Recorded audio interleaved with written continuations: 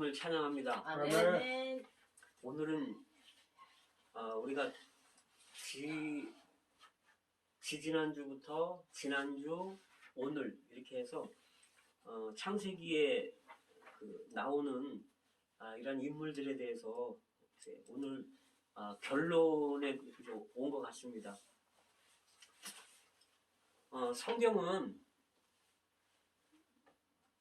성경에서 이제 우리가 볼 수 있는 거는 모든 영적인 씨앗들이 창세기에 다 떨어져 있다는 거예요.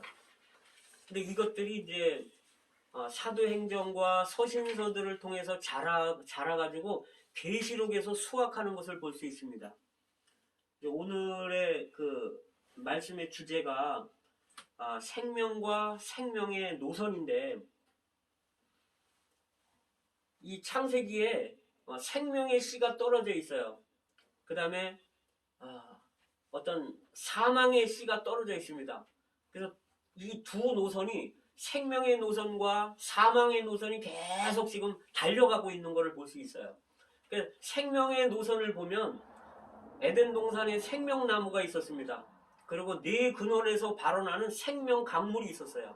근데 이것들이 계속 발전해서 계시록에 가서는 새 예루살렘 성에 보면 생명나무와 생명강수가 흐르는 것을 볼 수 있습니다. 그래서 새 예루살렘으로 이 생명의 노선, 생명과 생명의 노선이 흐름으로 맞춰지게 됩니다. 새 예루살렘으로 건축되고 맞춰지게 되는데, 그럼 사망의 노선은 어떻게 볼 수 있냐면, 역시 에덴 동산에 선악을 알게 하는 지식나무가 있었다는 거예요. 이게 이제 사망나무인데, 그 사망은 이 사탄을 예표합니다. 그러니까 사탄은 이제 뱀으로 거기서 이제 예표가 됐죠. 근데 생명나무는 하나님으로 예표됐잖아요. 근데 사망나무인 이 뱀으로 예표된 사탄은 어떻게 되냐면, 계속 세월이 흘러가면서 6,000년의 이제 끝에 가서 계시록에 가면 이 용을 잡고 보니까 옛뱀이었다는 거예요. 그래서 얼마나 하나님을 믿는 사람들을 많이 박해하고 죽이고 했는지 붉은 용이 됐다는 거예요. 그래서 그리스도께서 이 용을 잡아서 무저갱에 집어넣는데, 이 용뿐 아니라 이 용과 함께, 이 사탄 마귀와 함께 같이 타락해서 3분의 1이 추종을 했는데, 천사들이 그 천사들 3분의 1까지 다 불못으로 들어가서 결론적으로 마치는 것을 볼 수 있습니다. 정말 그래서 오늘 말씀은, 우리는 주님의 긍휼과 은혜로 이 사망 노선에 있지 않고 생명 노선에 우리는 있다는 거예요. 그래서 우리가 이 아브라함과 이삭과 야곱과 요셉을 볼 때, 이들은 하나님의 부르심을 통해서 생명을 체험하고 있었고 생명의 노선 안에 있었다는 것을 우리가 오늘 보기를 원합니다. 결국 야곱은 성숙해서 이제 하나님의 형상을 표현했고, 요셉은 성숙을 통해서 하나님의 생명으로 하나님을 대신해서 통치하고 다스리는 것을 볼 수 있습니다. 근데 이제 오늘 창세기 42장에 보면 여기 우리가 이제 지난주에도 말씀드렸지만 요셉은 두 방면이 있다고 말씀드렸잖아요. 하나는 예수 그리스도를 예표하는 방면이 있고, 또 한 면은 생명의 노선을 사는 그런 생활의 방면이 있다고 말씀드렸는데, 오늘은 이 생명의 방면만을 좀 교통하기를 원합니다. 창세기 42장에 와서 이제 요셉의 형제들이 이제 가나안 땅에 기근이 들었기 때문에 와서 요셉 앞에 와서 절을 했어요. 그러면 요셉이 어떤 생각을 했냐면, 꿈이 이루어졌다. 자기 꿈을 생각했다는 거예요. 그런데 이 꿈이 요셉이 꿈꾸고 바로 일어난 게 아니잖아요. 요셉이 17세에 꿈을 꿨는데 그가 통치자가 된 거는 30세예요. 그러니까 13년 동안 사실은 억울하게 이제 팔리고 옥살이하고 그러다가 이제 통치자가 됐어요. 그 과정에서는 이 요셉이 하나님의 생명을 살았다는 거예요. 그래서 성숙해서 통치자가 됐다는 것을 말해주는 겁니다. 그런데 이 형제들이 와서 절한 때는 언제냐면 통치자가 된 이후에 9년의 세월이 흐른 후에 이들이 온 거예요. 왜냐하면 통치자가 된 후에 풍년이 7년이 있었단 말이죠. 그 후에 또 풍년 7년이 끝난 후에 기근이 2년이 흐르고 있었어요. 그래서 도합 9년이 흐르고 있었죠. 근데 여기서 이제 첫 번째, 이 요셉은 자기 꿈이 이루어지는 것을 보면서도 절제를 잃지 않았습니다. 이것이 첫 번째 제가 말씀드리고자 하는 거예요. 이 하나님의 생명은요, 흥분하지 않는 생명이고 자기 감정을 절제할 수 있는 생명이에요. 처음에 17살 때 요셉이 꿈을 꾸고서는요, 그때는 성숙하지 않았잖아요, 생명이. 그냥 하나님의 생명을 체험할 뿐이지 이렇게 통치를 할 수 있도록 성숙하지를 못했어요. 그러니까 너무 감동스럽고 감격스럽고 막 흥분되고 이러니까 그 꿈을 아버지하고 형제들에게 말을 한 거예요. 그 감정을 통제를 못했죠. 그래서 그걸로 인해서 팔려가게 됐습니다. 그런데 이 9년이 지난, 통치자가 되고 9년이 지난 이 시점에서는요, 요셉은 자아가 부인되는 사람이고 천연적인 생명을 살지 않는 사람이고 이 사람은 감정에 요동되는 사람이 아닙니다. 그래서 형제들이 왔는데도 아무렇지 않게 그냥 평상시처럼 똑같이 생활을 합니다. 그리고 나중에 울을 때도 감정 표현을 보면 다른 데 가서 방에 가서 울고 얼굴을 싹 씻고 안 울은 척하고 나와서 그대로 형제들을 대하는 모습을 볼 수 있습니다. 그래서 여기 요셉은 정말 부서진 사람이고 정말 온유한 사람이고 이 생명은 천연적인 사람이 살 수 없는 이런 생명인 걸 우리가 볼 수 있어요. 그 다음에 이제 그래서 우리가 이 하나님의 생명으로 성숙한 사람의 특징은 뭐냐면 감정을, 저 사람 속에 도대체 뭐가 있는지 감정을 잘 알 수가 없어요. 그래서 우리의 우는 모습 있죠. 우리가 울고 싶을 때 형제들 앞에서 눈물을 자제하는 거예요. 또 화를 내고 싶을 때 자제를 하는 겁니다. 여기 형제들을 보세요. 이 형제들은 자기가 화가 나니까 화를 자제를 못해갖고 이 감정을 자제를 못해서 이 형제를 죽이자 그러고 형제를 팔아버리는 거예요. 시기 질투, 살인이 여기서 나오는 거예요. 감정을 자제하지 못했기 때문에. 근데 사실 그래서 우리가 이제 저도 이제 제 체험해 보면 우리 집사람이 이유 없이 이제 저를 긁어요, 어떨 때는. 그리고 이제 자꾸 뭐 어떤 잔소리를 하고 뭐 나를 화를 나게 해요. 그러면 제 안에 이게 기질이 올라오잖아요. 이게 어떤 분노가 올라오고 그래요. 그러면 슬쩍 방에 들어가서 감정을 표현하고 싹 나와서 아무 일도 없었던 것처럼 똑같이 대하는 거예요. 왜냐하면 이런 데서 배우는 겁니다, 제가. 하나님의 생명이 어떠함을 배우는 거예요. 그리고 우리가 정말 즐거울 때도 우리가 웃음도 우리가 사실 형제들의 어떤 제한을 받을 때 우리가 통제할 필요도 있어요. 우는 거, 웃는 거, 또 사랑도 내가 누구를 사랑하지만 감정을 숨길 필요가 있습니다. 그 다음에 이 죄를 이기기는 쉬운데 이 감정, 이 흥분을 숨기기는 좀 쉽지를 않아요. 그런데 더 힘든 게 있어요. 자기 영광을 나타내지 않는 겁니다. 요셉이 9년 동안 그 꿈을 통치자가 된 후에 그 꿈을 기억하고 있을 거 아니에요. 자기가 통치자가 됐는데 그러면 요셉은 능력이 있잖아요. 그러면 자기가 찾아가지 않더라도 형제나 부모를 사람들을 보내서 자기 소식을 알릴 수도 있단 말이에요. 그리고 그들을 데리고 올 수도 있단 말이죠. 그러나 요셉은 철저하게 하나님의 성령의 통제 아래 있는 사람이고 이 하나님의 생명을 사는 사람이기 때문에 자기를 위해서 아무 일도 하지 않는 거예요. 9년 동안. 만약에 제가 그런 환경에 있어서 어떻게 하다가 미국 대통령이 됐거나 뭐 입양을 가서 아니면 내가 한국의 대통령이 됐다면 내가 과연 내 영광을 형제들과 부모에게 나타내지 않을 수 있는가? 이건 불가능한 일이란 말이죠. 그런데 요셉은요, 주님의 생명과 똑같아요. 주님은 자기 영광을 구하지 않았어요. 늘 아버지의 영광을 구하던 분이었거든요. 요셉은 자기 영광을 구하지 않는 거예요. 자기 자랑을 하지 않는 거예요. 그래서 죄를 이기기는 쉽지만 흥분을 통제하고 다스리기는 조금 더 힘들고 자기 영광을 드러내지 않는 거는 더 힘든 겁니다.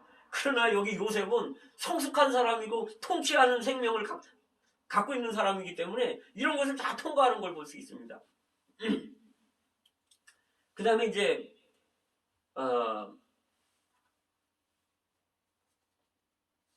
그 형제들을 사랑하는데 아주 은밀히 사랑해요. 이제 돈을 받았잖아요. 형제들이 와서 이제 그 돈을 주면서 이제 곡물을 사러 왔잖아요. 그러면 곡물만 팔으면 되는데 돈을 도로 자루에다가 돈을 넣어주는 거예요. 그 다음에 길 양식도 줬다는 거예요. 여행하면서 가면서 먹는 양식은 돈하고 관계없이 또 따로 줬다는 거죠. 여기 요셉이 그 형제들을 사랑할 때 비밀스럽게 사랑했다는 거예요. 우리가 정말 지체들, 형제 자매님들을 사랑할 때 정말 우리가 성숙한 생명이라면 아마 이런 표현들이 있을 겁니다.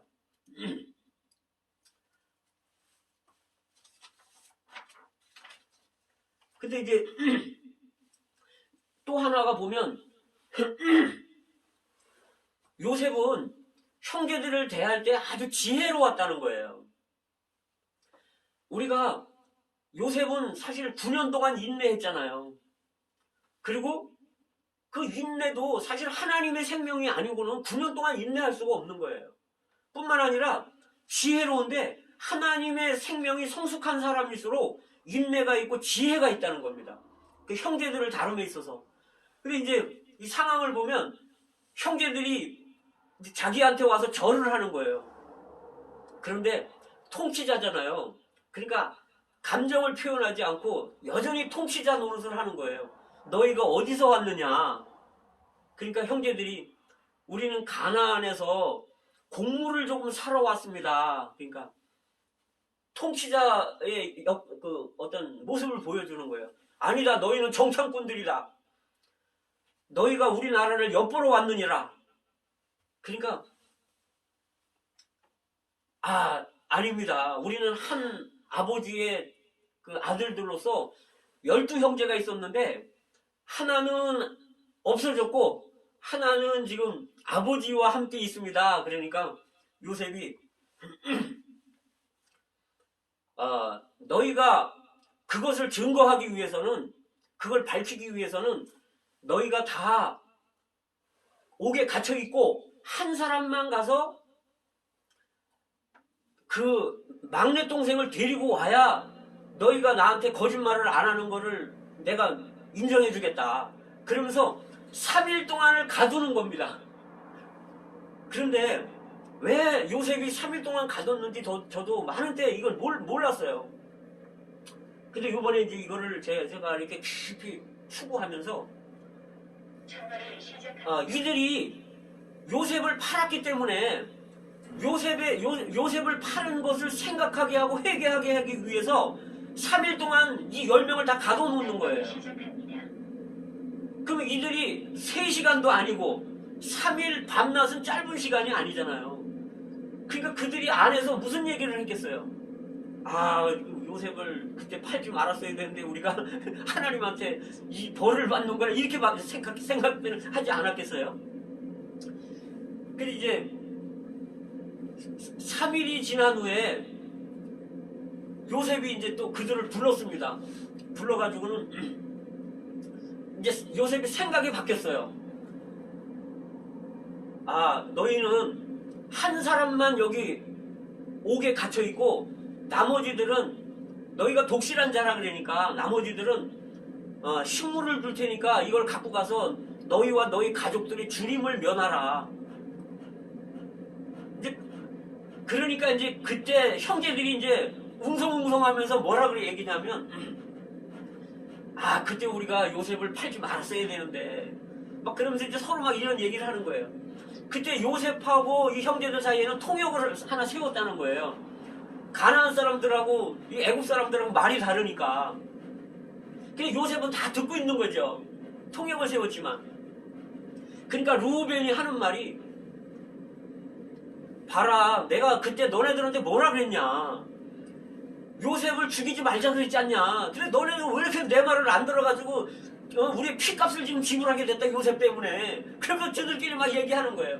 이 말을 하는 거는 그들이 3일 동안 그 얘기를 감옥에서 했다는 얘기입니다. 속에 있는 게 나오는 거예요.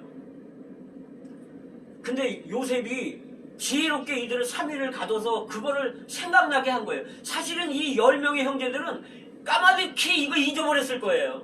근데 이제 3일을 갇혀 있으면서 이제 이게 생각이 난 거예요. 그러면서 서로 옥신각신 하는 거죠, 이제. 그런 후에 그 얘기를 듣고 요셉이 감정이 복받쳐 올라서 얼마나 옛날 일은 다 잊어버렸을 거 아니에요. 얼마나 형제들을 보고 싶었고 아버지를 보고 싶었겠습니까? 그 형제들이 와서 절한 때는 꿈을 꾸고 17살 때 헤어져가지고 39살에 만난 거예요. 그러니까 22년 만에 형제들을 만난 거예요. 그 얼마나 이 속에서 북받쳐 오르겠어요. 비록 사실은 요셉은요, 그가 온유한 사람이고 그는 그렇게 형제들을 3일 동안 가둬놓을 수 있는 그런 사람이 아닙니다. 절대로. 근데 자기 자신의 본성을 거스리는 거예요. 왜? 형제들이 성숙하기를 바랬고 형제들이 온전해지기를 바랬기 때문에 형제들을 위해서 자기 자신을 희생하는 거예요. 형제들하고 잔치할 수도 있고 기쁨을 누릴 수도 있고 그럴 수 있지만 그거를 희생하는 겁니다. 왜? 형제들이 아직 어린 거를 봤기 때문에 형제들이 하나님의 생명에서 자라게 하기 위해서는 자기 자신을 노출하지 않는 거예요. 자기 영광도 나타내지를 않는 겁니다. 다른 지체들 형제들을 사랑하기 때문에 비밀리에 사랑하면서도 드러내지 않는다는 거예요. 그리고 이제 감정이 복받쳐 오르니까 살짝 피해가지고 다른 데 가서 울었다는 거예요. 울고 눈물을 또 싹 닦고 그리고 이제 안 우는 척하고서 여전히 똑같이 행동하는 거예요. 주님이 어떤 때는 우리의 모습을 보면서 눈물을 흘리실 거예요. 주님이 이 땅에 계실 때도 여러 번의 눈물을 흘리는 게 성경에 나와 있거든요. 우리의 자라지 못한 모습을 보면서 우리의 하는 행동들을 보면서 주님이 나타나고 싶지만 나타날 수 없는 그분 자신의 그런 마음이 어떻겠습니까? 그 이제 울고 나와서 요셉이 하는 행동은 그들 앞에서 시몬을 결박해가지고 옥에 가뒀다는 거예요. 그리고 형제들한테는 이제 양식을 주고 돈 도로 돌려주고 보냈습니다. 그 형제들이 가면서 어떤 생각을 했겠어요? 희한하다. 왜 시몬을 잡아놓았을까? 왜 우리를 풀어줬을까? 시몬은요 거기에 갇혀가지고 거의 6개월 이상을 감옥에 있었어요. 창세기 49장에 야곱이 예언하면서 그 예언적으로 축복을 하는 장면이 나와요. 49장에 죽기 전에 거기서 시몬과 레위에 대해서 예언할 때 하는 말이 있어요. 시몬과 레위는 그 칼은 잔해하는 기계로다. 그들은 저주를 받을지어다. 그들이 그 분기가 혹독하고 그 노염이 아주 맹렬해가지고 그들은 저주를 받고 그들은 다 흩어져야 된다. 흩어지리로다. 왜? 모임은 살인과 이런 것들이 나오니까. 그거는 야곱이 어떤 거를 기억했냐면 창세기 34장에서 세겜성에 있을 때 그 같은 배에서 태어난 디나가 더럽힘을 당하잖아요. 그러니까 이게 같은 형제들이니까 시몬과 레위가 이제 그러는 거예요. 그 사람들이 디나를 우리에게 주시고 우리 같이 이렇게 결혼하고 삽시다. 그러니까 꾀를 내가지고 그럼 당신들이 할례를 받아야 됩니다. 그래서 남자들의 양피를 베는 게 할례인데, 그러니까 이 사람들이 그 야곱의 재산들을 좀 뺏으려고 같이 살기를 원했죠. 그래서 좋습니다. 우리가 할례를 받겠습니다. 남자들이 다 할례를 받았어요. 그리고 3일이 됐으니까 얼마나 이 사람들이 힘들고 불편했겠어요. 고통스럽고. 이때 시몬하고 레이가 가가지고 남자들은 칼로 다 죽였다는 거예요. 여기 얼마나 분기가 있으면 이 살인을 했겠어요. 그리고 심지어는 소의 발목 심줄까지 다 끊었다는 겁니다. 이런 거를 볼 때 아마 시몬이라는 사람이 두 번째, 루벤 다음에 두 번째 형인 면도 있겠지만 아마 요셉을 죽이기로 음모를 꾸미는데 제일 앞장섰을 것이고, 뿐만 아니라 요셉을 잡아서 구덩이에 옷 벗겨서 집어 던지는 것도 제일 앞장섰을 거라는 겁니다. 그래서 시므온은 6개월 동안을 거기서 회개를 해야 되는 거예요. 그래서 요셉은 형제들의 상황이 다 다르잖아요. 그러니까 형제들한테 다 맞게끔 이렇게 지혜롭게 환경들을 이렇게 안배한다는 거예요. 근데 이제 시므온은 갇혀 있고 형제들은 이제 집에 가다가 보니까 이제 객점에서 자루를 누가 열어보니까 돈이 도로 들어있는 거예요. 그러니까 얼마나 놀랬겠어요. 시므온은 갇혀 있는데.